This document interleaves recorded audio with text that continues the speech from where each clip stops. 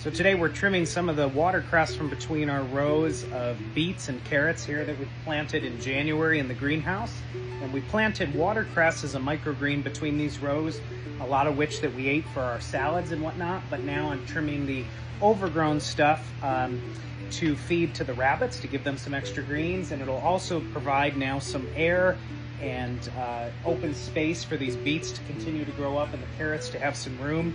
That's going to mitigate some of the disease and pests that we might get in here now that the weather's warming up. And then lastly, what I wanted to mention as a really great way of continuing to build your soil health is to always trim what you're getting rid of out of the garden at the roots, at the base of the ground there, and leave the roots in the ground to decompose.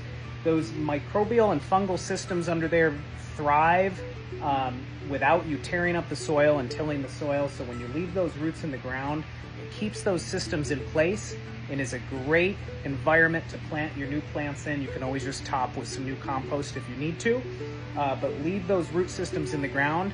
Obviously with carrots and potatoes, you're doing some digging to get those out, but outside of that, all that material, the nitrogen that's released back into the soil, the organic material that decays down for that microbial life and your earthworms, that's all building your soil health to give you the best nutrition and balance possible for the plants to come. So just something to keep in mind as you're clearing your garden beds.